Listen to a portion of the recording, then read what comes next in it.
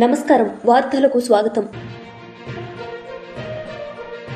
ఢిల్లీలో CII annual business summit 2025లో పాల్గొన్న ముఖ్యమంత్రి Shri Nara Chandrababu Naidu.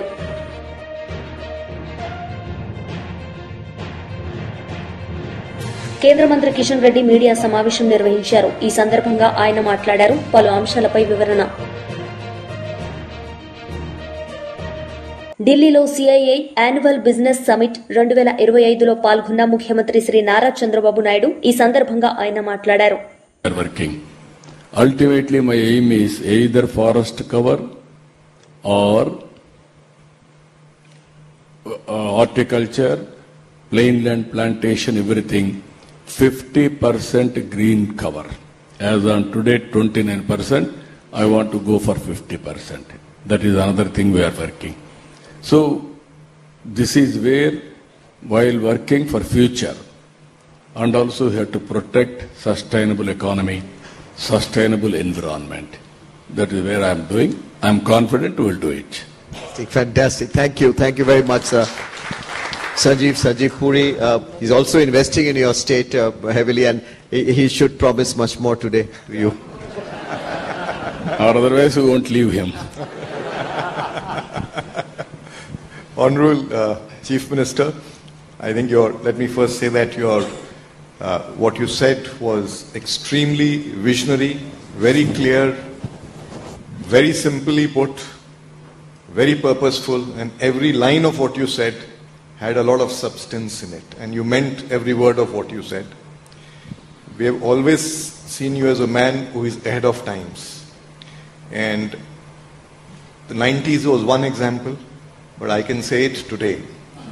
When we speak about, during this seminar, people have been speaking about ease of doing business, you're talking of speed of doing business. During this seminar, there was a talk about public-private partnerships, you're talking of P4. During this seminar, there was a talk about AI, but the first time Quantum Valley came in here. So you're truly ahead of your time. It's very inspiring. And I must also share with you that in the business circles, we don't refer to you as Honorable Chief Minister. We refer to you as the Honorable Chief Executive of Andhra Pradesh. You are right. That is also sometimes caused me damage. They have given me awards. CEO, Best CEO Award.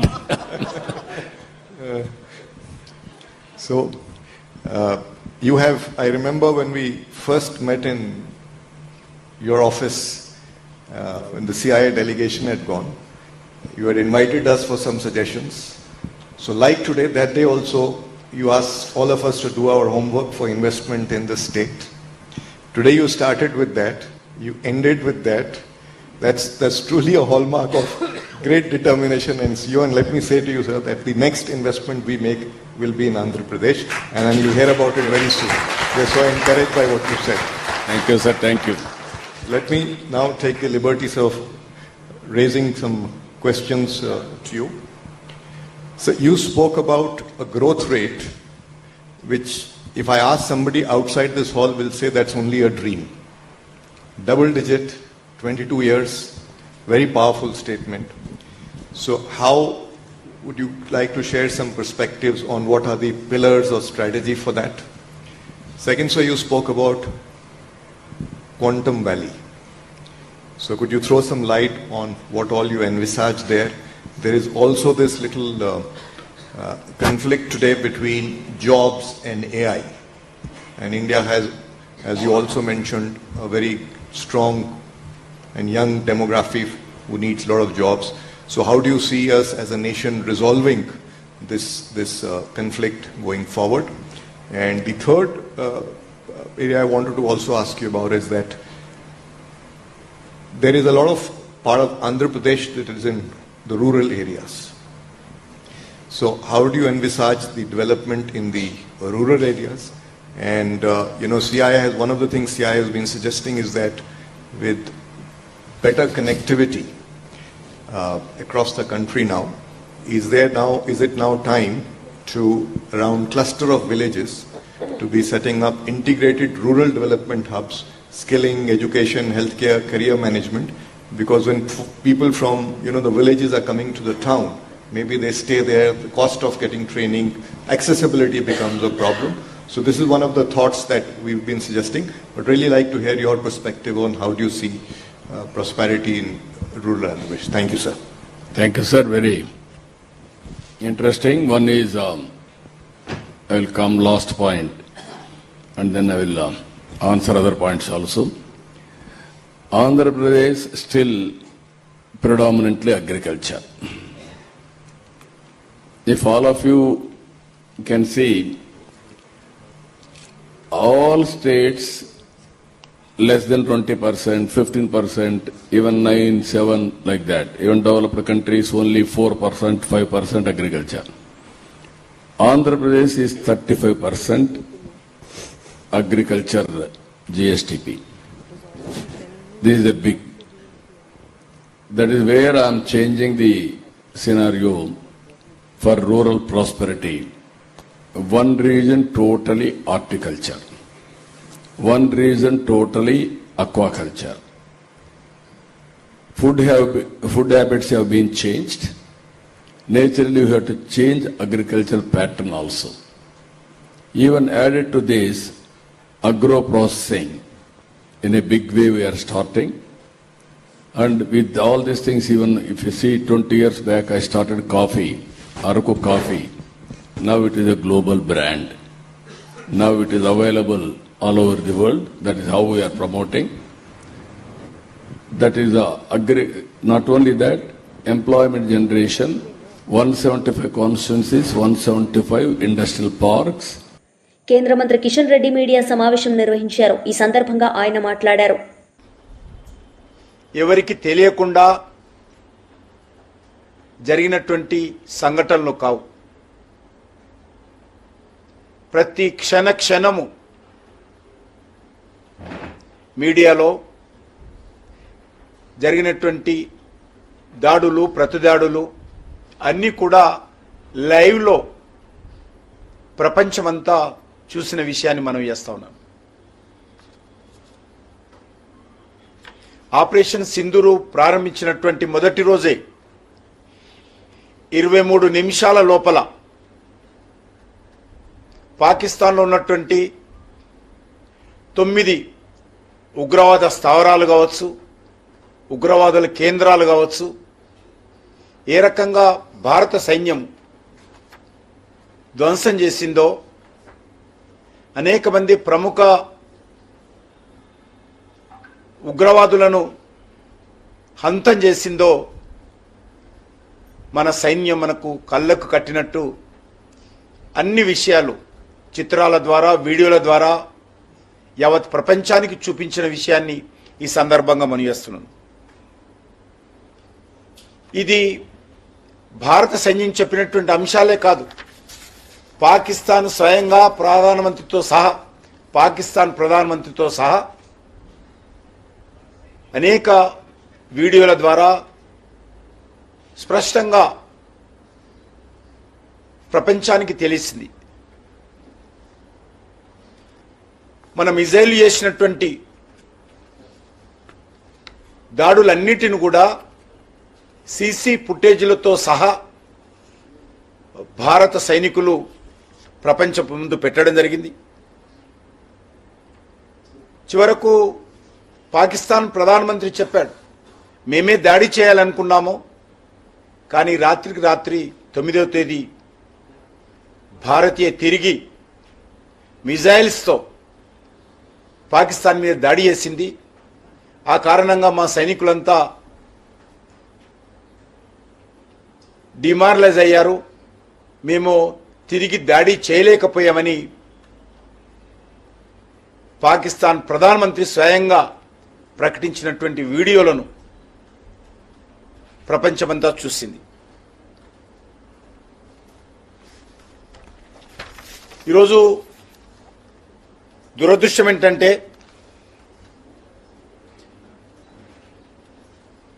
ఈ దేశంలో ఉన్నటువంటి ప్రతిపక్ష నాయకుడు లేక నిన్న తెలంగాణ ముఖ్యమంత్రి రేవంత్ రెడ్డి ఒక వితండవాదం,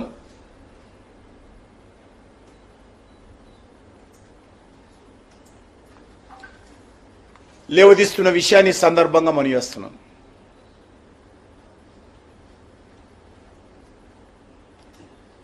రాహుల్ గాంధీ అలా బావగారు రాబర్ట్ వాద్రా లేక రేవంత్ రెడ్డి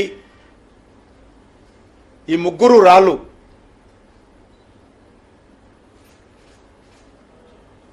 దేశ సైనికులను అవమానం చేసే విధంగా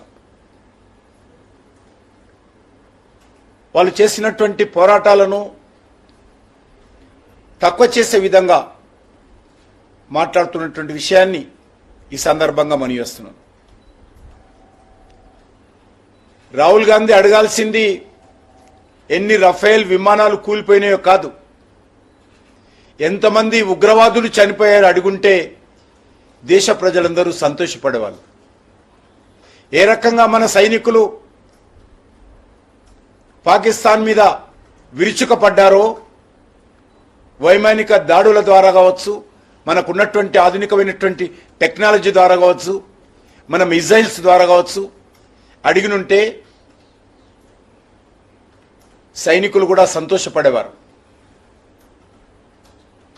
మనం పాకిస్తాన్ ఎయిర్ బేస్లను మన సైనికులు భారతదేశంలో కూర్చొని ఏ రకంగా మిజైల్స్ ద్వారా అతలాకుతలం చేశారో రాహుల్ గాంధీ, రేవంత్ రెడ్డి, రాబర్ట్ వాద్రా అడిగినుంటే చాలా సంతోషపడేటువంటి వాళ్ళు. కానీ ఇవేమీ అడగకుండా అది రేవంత్ రెడ్డి కానీ రాహుల్ గాంధీ కానీ ఎవరైనా సరే ఎన్ని రఫేల్ విమానాలు కూలిపోయాయో లెక్క చెప్పండి అంటారు. మాజీ మంత్రి అంబటి రాంబాబు మీడియా సమావేశం నిర్వహించారు. ఈ సందర్భంగా ఆయన మాట్లాడారు. హామీలు ఇచ్చారు. 3 రోజుల పాటులో 3 హామీలైనా మేము నెరవేర్చాము అని చెప్పుకునే ధైర్యం లేదు, అని చెప్పుకొని ముందుకెళ్లే పరిస్థితి లేనటువంటి దౌర్భాగ్యమైన పరిస్థితుల్లో ఆర్భాటం చేసి డైవర్ట్ చేసుకునేటువంటి కార్యక్రమాలు చేశారు. తెలంగాణ నుంచి, అక్కడి నుంచి, ఇక్కడి నుంచి కొంతమంది కేతుగాళ్లను, కొంతమంది హాస్యనటుల్ని తీసుకొచ్చి స్కిట్లేసి డైవర్ట్ చేసేటటువంటి పరిస్థితి తెచ్చారు తప్ప సూటిగా ప్రజలకు ఈ సంవత్సరం పాటు మేము ఇది చేశాము అని చెప్పుకున్నటువంటి సందర్భమే 3 రోజులు ఎక్కడ కనిపించవా. రైతు భరోసా అన్నారు. నేను మనవి చేస్తున్నా, చంద్రబాబు నాయుడు గారు రైతు భరోసా కింద సంవత్సరానికి 20,000 రూపాయలు అన్నారు. పోయిన సంవత్సరం ఇవ్వలా. 20,000 రూపాయలు బాకీ రైతుకి. మళ్ళా ఈ సంవత్సరం ఇవ్వాలి, అది ఇవ్వలా. ఈ 40,000 ఎప్పుడు ఇస్తారు అనేది మహానాడులో ఎక్కడ చెప్పలా, చెప్పే ప్రయత్నం కూడా చేయలా. ఇకపోతే అమ్మఒడి, దాన్ని ఏదో తల్లికి వందనమని పేరు మార్చాడు చంద్రబాబు నాయుడు గారు. మంచిదే, మీ పార్టీ కాబట్టి అధికారంలోకి వచ్చింది, మీరు పేరు మార్చుకున్నారు. ఏమన్నారు మీరు? జగన్మోహన్ రెడ్డి గారు ఒక పిల్లవాడికే ఇస్తున్నాడు ఎంతమంది ఉన్నా, మేము అధికారంలోకి వస్తే ఒక పిల్లవాడు కాదు ఎంతమంది పిల్లలుంటే అంత ఇస్తాం. ఒక పిల్లవాడు ఉంటే 20,000, ఇద్దరుంటే 40,000, ముగ్గురుంటే 60,000, నలుగురుంటే 80,000.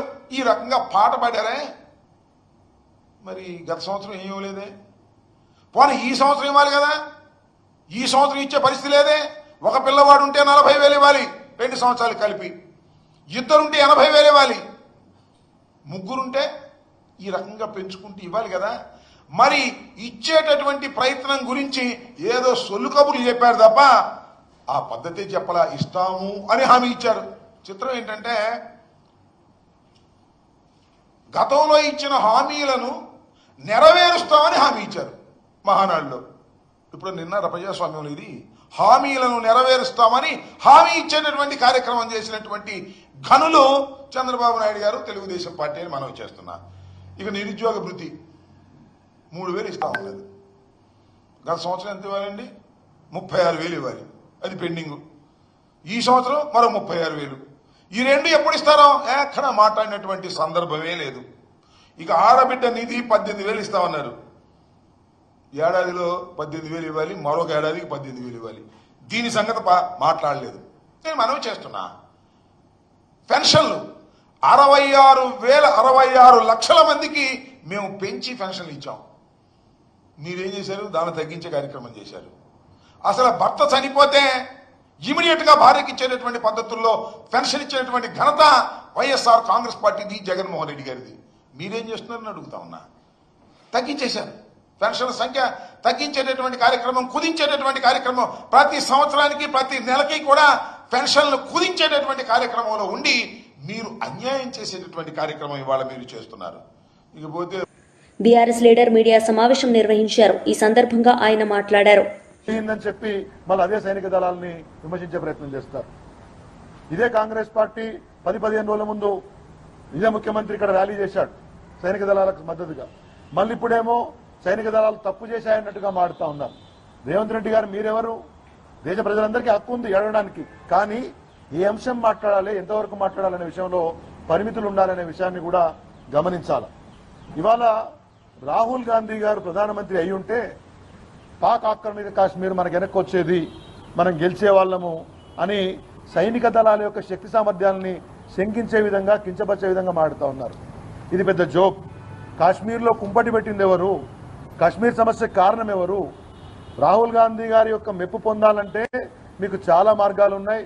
మీరు ఢిల్లీకి పోతే 30 సార్లు పోయినా 3 గంటలు గేటు బయట ఉన్నా కానీ రాహుల్ గాంధీ గారు మీకు అపాయింట్మెంట్ ఇవ్వట్లేదు, అది వేరు సంగతి. కానీ ఈ రకంగా పొగిడి లేని అంశాన్ని తీసుకొచ్చి దానిలో సైనిక దళాలను వాడుకొని మీ పార్టీ నాయకుల మెప్పు పొందాలనుకోవడము ముఖ్యమంత్రి గారికి, రేవంత్ రెడ్డి గారికి సరికాదు. మీకు ఒక బాధ్యతాయుతమైనటువంటి పదవిని ప్రజలు ఇచ్చారు, దాన్ని దుర్వినియోగం చేయొద్దు.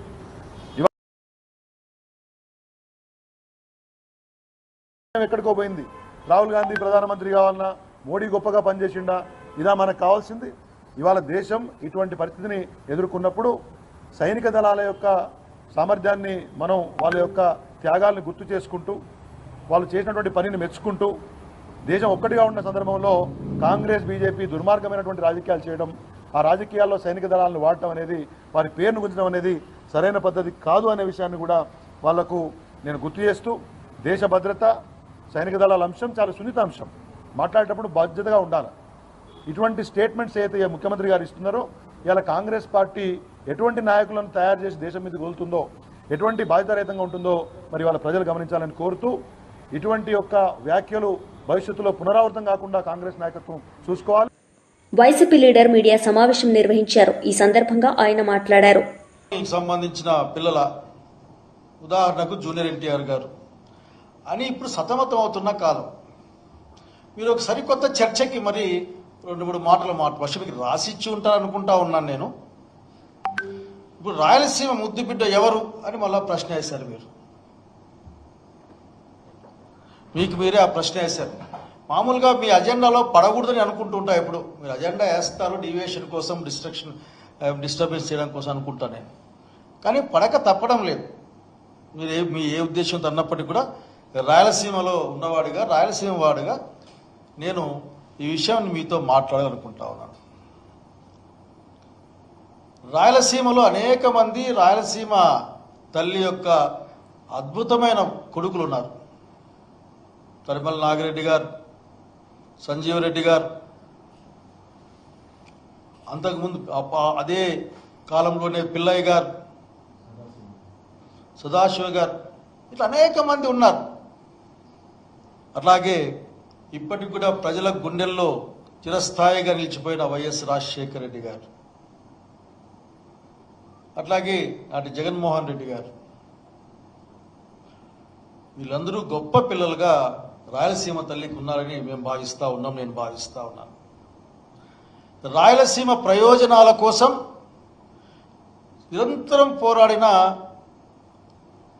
ఇప్పుడు ప్రస్తుతం కావచ్చు కానీ మైసూర్ రెడ్డి లాంటి వాళ్ళు కూడా ఉన్నారు.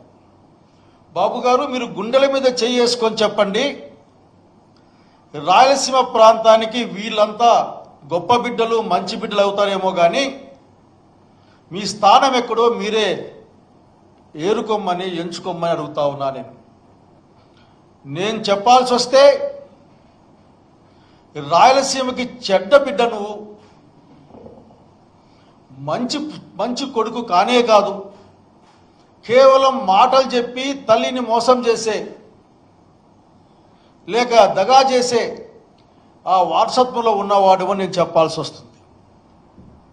చాలా పెద్ద మాట మాట్లాడుతూ అనుకోవచ్చు గాక. ఎందుకు అడుగుతున్నానంటే, మీ అమరావతి దగ్గర మొదలు పెడితే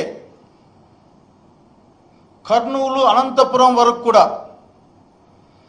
రాయలసీమ గడ్డకు మీరు చేసిన గాయాలు ఇప్పటికి కూడా సలుపుతూనే ఉన్నాయి. మీరు చెప్పే విధంగా నవ్యాంధ్ర అయితే ఉమ్మడి ఆంధ్రప్రదేశ్ పునర్వ్యవస్థీకరణ జరిగిన తర్వాత రాజధానికి హక్కుగా ఉన్న వాళ్ళు రాయలసీమ వాళ్ళు. సరే, శ్రీబాగ్ ఒడంబడిక తర్వాత అటు రాజధాని కానీ హైకోర్టు కానీ రాయలసీమకు ఉండాలి. రాయలసీమ నీటి అవసరాలు తీరిన తర్వాత మాత్రమే వేరే ప్రాంతాలకు నీళ్లు తీసుకుపోతామనే పెద్ద మనుషుల ఒప్పందం ఈ రోజు కూడా మన కళ్ళ ముందుంది. మీరేం చేశారు బాబు గారు? నేనే కదా బుద్ధి బిడ్డ అని చెప్పుకుంటా ఉన్నావు. ఇంకోటి గుర్తుకొస్తా ఉంది నాకు. మీ మహానాడులో అదేదో ఆర్టిఫిషియల్ ఇంటెలిజెన్స్ ద్వారా రామారావు గారిని, సీనియర్ రామారావు గారిని బొమ్మ చూపించి ఆయనతో చెప్పించారు. మీరు చాలా గొప్ప వాళ్ళని, చాలా చాలా గొప్ప వాళ్ళని, మీ వారసత్వం చాలా చాలా చాలా ఘనమైందని. తన కుమారులంతా ఆ మాట అనలేదు. తన కుమారులు తక్కువ మాట్లాడుతున్నాడు బొబ్బషా ఆర్టిఫిషియల్ రామారావు గారు, ఆ ఇంటెలిజెన్స్ రామారావు గారు.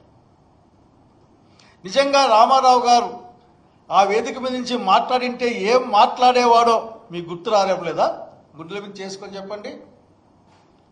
అక్కడే ఉండి ఉంటే అల్లుడని చేరదీస్తే నన్ను ద్రోహం చేశాడు, ప్రజలే దేవుళ్ళు అనుకునే నన్ను, నా పార్టీని స్వాధీనం చేసుకున్నాడు దొడ్డి మార్గాన అని అనేక అన్ని లైఫ్లో తిరుగుతున్నాయి వాకి రోజున సోషల్ మీడియాలో. రామారావు గారు ఏం మాట, అది కదా చెప్పాల్సింది. ఇలా చెప్పలే మీరు. రామారావు బొమ్మకు దండేశారు, వాళ్ళ పూలు చల్లారు, వెళ్ళిపోయారు. వాళ్ళు రామారావు ఊసే దాంట్లో ఏంది లేదు. అదొక ఆశ్చర్యం, ఒక పారాడాక్స్. అది బహుశా అట్లా మాట్లాడే అలవాటు మీకుంది కాబట్టి నేను రాయలసీమ ముద్దు బిడ్డని చెప్పుకునే ప్రయత్నం చేస్తూ ఉన్నారు. జగన్మోహన్ రెడ్డి గారు ఇచ్చిన పదవి, జగన్మోహన్ రెడ్డి గారు అలాట్ చేసిన. ముందుగా ముఖ్యాంశాలు. ఢిల్లీలో సిఐఏ యాన్యువల్ బిజినెస్ సమ్మిట్ 2025లో పాల్గొన్న ముఖ్యమంత్రి శ్రీ నారా చంద్రబాబు నాయుడు.